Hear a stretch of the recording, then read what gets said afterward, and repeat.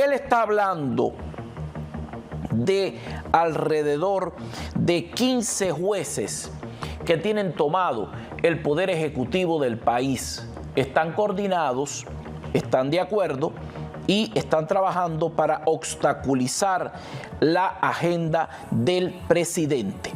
Él dice que 15 jueces de distrito han tomado el control de diversas funciones del Poder Ejecutivo durante las primeras 6 semanas de presidencia mediante órdenes judiciales a nivel nacional.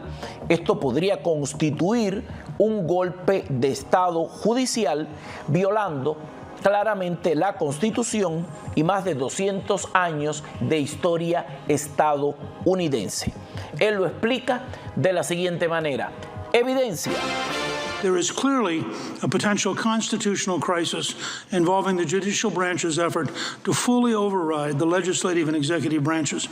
15 district judges effectively seized control of various executive branch duties in the first 6 weeks of the current presidency through nationwide injunctions. This is potentially a judicial coup d'etat. It clearly violates the Constitution and more than 200 years of American history.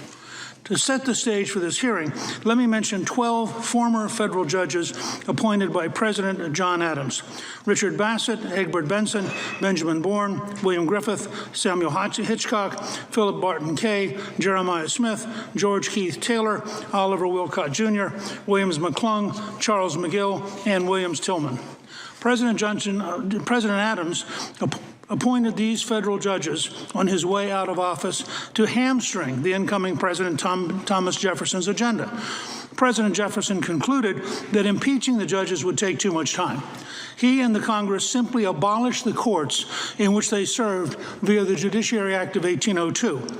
This is a constitutional balance of power. The legislative and executive branches can reshape the judiciary branch. It is a useful reminder in considering the current situation. Unelected lower court judges have been steadily grabbing power for years. It was such an obvious threat that in 2012, Vince Haley and I wrote, "Bringing the court back under the Constitution." It is an historic study which I am submitting for the record.